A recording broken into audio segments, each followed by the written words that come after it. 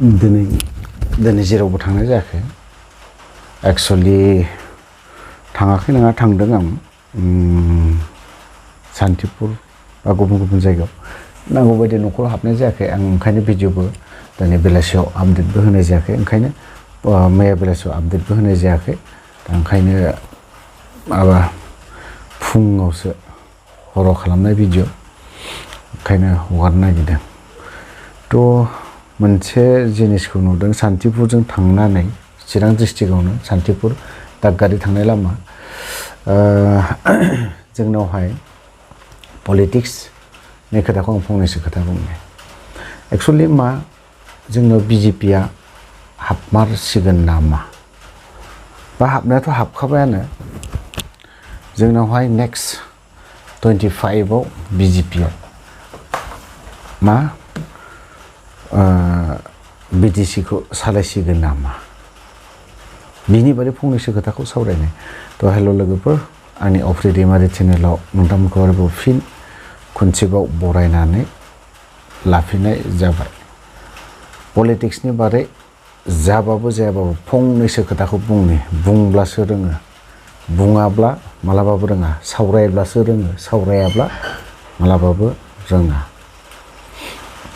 थ' दिनैहाय जोंनि सान्तिपुरथिंजाय जों गोबां बोसोरावनो गोबां पलिटिसियान नुबाय नाथाय बेफोरबायदि बिबार कंग्रेस थानाय समाव कंग्रेसाबो हाबाखैमोन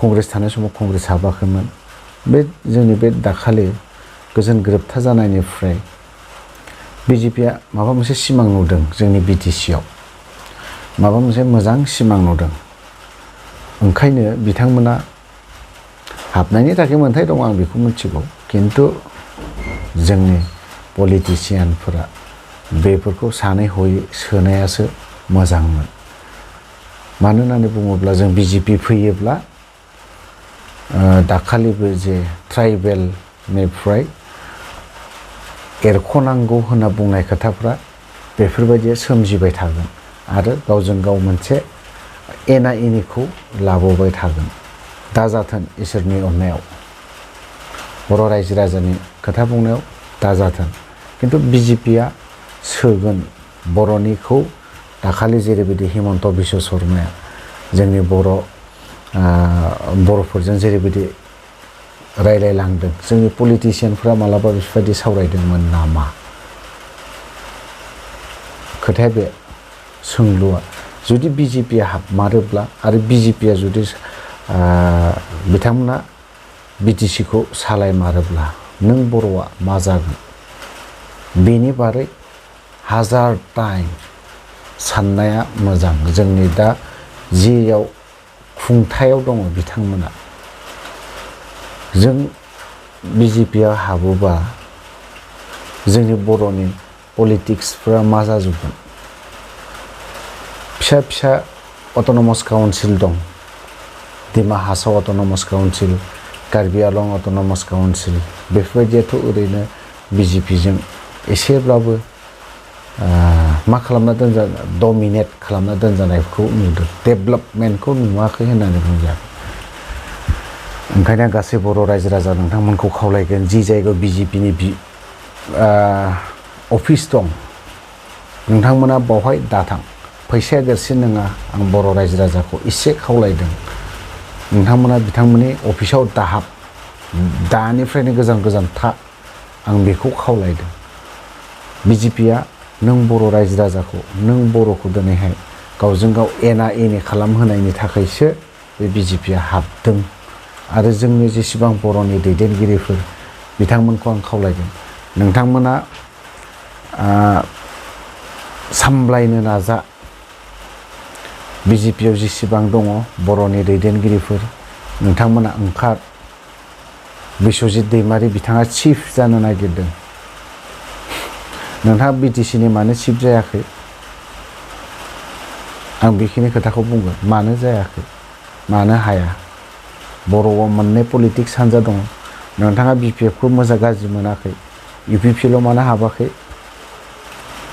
इउपिपिएलआवथ' थ्रोब हाबनो हायो नोंसोर बायदियालाय सोरथो बर'निनो सासे दैदेनगिरि बर'निनो लिडार नोंसोरो मानो हाबाखै दिनै आरो मोनसे गोदान रादाब होबावदों निउस ओंखारदों BPF दोलोनि डेपुटि चिफ खाम्फा बरगयारी बिथांखौ BJPआव हाबसिगोन होननानै मोनसे निउसाव फोसावनाय जादों। दा बियो जुदि थार मारब्ला निउसनि खोथा थारबो जानो हागौ सैथोबो जानो हागौ बा असैथोबो जानो हागौ निउसनि खोथाखौसो बुंदों। दाखालि बिथाङा खाम्फा बरगयारिया मैया बावहाय हिमन्त बिश्व शर्मानो बिथांनो आर'नाइ सोहैदों।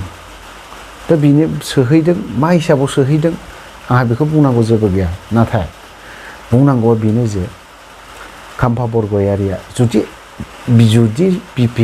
BJPआव जुदि हाबफैथारोब्ला बिथांनि बिराद गिदिर गिदिर मिस्टेकखौ आं थुखांनानै होगोन। जेब्ला बियो BJPआव हाबहैगोन अब्लाना बिथांनि गिदिर गिदिर मिस्टेकफोरखौ आङो एरखांगोन आरो बुंखांना होगोन। गाज्रि मोननानै लाब गैया। एज ए बर' हिसाबै आं बेखिनि खोथाखौ बुंदों।